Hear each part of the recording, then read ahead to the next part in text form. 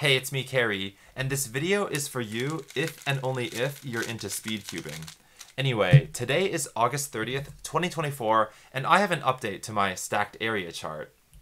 So just 5 days ago, China overtook the entire rest of the world by a certain speedcubing metric. How so? Well, let me show you. In a recent video on this channel, I plotted the 100 fastest official 3x3 solves year by year per competitor, and they're colored by country. So the US is in purple, Japan's in yellow, Poland is in green, and so on. At the time of that video, June 6th, Chinese competitors occupied 39% of the top 100 fastest solves of 2024, and you can see they're in blue. They were led mostly by Yiheng Wang at 30, but Ling Quan and Rui Hong also have multiple appearances. The US, with Maddie, Dylan, and the Lukes, wasn't too far behind with 24 appearances, and Poland with Timon and Magdalena was in third with 19. And the threshold time to get into the top 100 was 4:57. Hats off to Chile for sneaking into a 4th place with 3 solves. So it went 39, 24, 19. Not a close race, but also not a complete runaway. You know, they're decently within reach of each other. You can see the pie chart here and the bar graph here. But that was nearly 3 months ago. How does it look now? Well, on August 25th, 5 days ago, Yiheng Wang got a world record average of 4.25 seconds, with 3 solves being 4 flat or faster, at Daching Small Cube's Summer 2024. Knowing that these 3 solves were well within the threshold to break the top 100, I wondered to myself, how would my graph look today? Well, I ran the code again, and China now has, wait for it, 52 of the 100 fastest solves of 2024, while the entire rest of the world, all 200 or so other countries, share the remaining 48. And look at this pie chart. China has more than the majority, and here's the bar graph. It's just very clear as day. That is crazy. The most a country has ever dominated the top 100 historically was the US, with 60 in 2022. But that's not really a fair count because COVID lockdowns were preventing China from hosting competitions.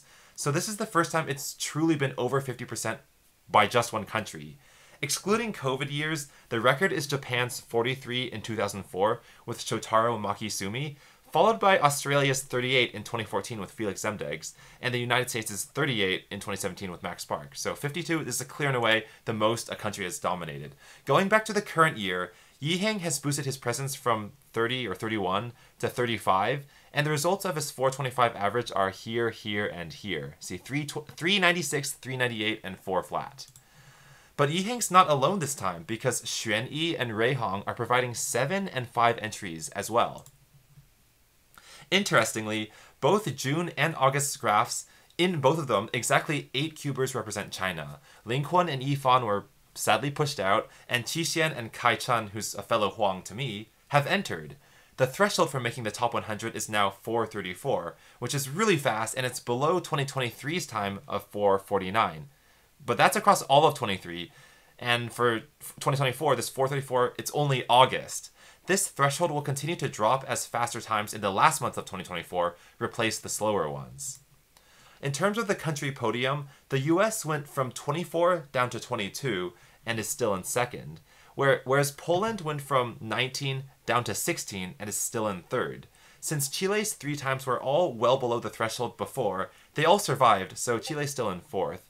And all 7 other countries that appear in 2024 only have 1 solve each. Romania, Russia, Korea, Philippines, Thailand, Taiwan, and Australia. And Australia is being represented by Ryan Tan, not Felix, which I thought was crazy. But anyway, the Cubing Goats, Felix Zemdegs, and Max Park each had 1 entry in the June graph, with 448 and 444 singles. But by August, they had both been pushed out entirely, which is really shocking to me as a cuber who started in 2013. So you can see that Max Park had a 444 here, but at this point, like his section just goes to like 0 entries, and same with Felix. There's just so many people with fast singles these days that I guess the era of the 2010s cubers is coming to a close. So that's it. I mean, but first of all, huge thanks to Max and Felix for their huge contributions to speed cubing historically. But that's it for my stacked area chart update. China's definitely the most dominant country in speed cubing right now. But I wouldn't count out Poland because Timon keeps coming in clutch and winning championships, like the North American Championships when he got a sub-5 average in the finals. And I wouldn't count out the US because Luke, Maddie, and now Caleb Chen, you can see him with 3 entries here, are putting up impressive times as well. And there's a huge group of American cubers who are also putting up 1 entry as well, like Ryan Pilot, Dylan Miller, Nancy Leo, Carson, Aaron, Sebastian, and more. So you can find a full res of this image in the description. Thanks for watching, and goodbye. And also, let me just escape this like spreadsheet and then show you, like, here is the image, and you can like zoom in if you do Control Plus. I'm on my MacBook, so it's a bit improv. How do I pan around? Okay, so I can go to the right side by going like this, and yeah, here's the entire left side. So Timon has 15 entries, and then there's a bunch of people with 1. Maddie Hiroto Inaba has 8, so that's actually like the 3rd most, I believe. Yeah, and then like Yi Heng Wang obviously has the most with 35, and then Xuan Yi 7, and Rei Hong has 5. But yeah, South America staying strong with 3. But anyway, thank you for watching. I'm excited to see, like, what is the threshold time going to be once 2024 ends? It's probably going to be 4.2 or 4.1, given that we have another 4 months to rack up good times. But yeah, this is by far the most competitive year to date. So thanks for watching this video on speedcubing, and I'll see you later.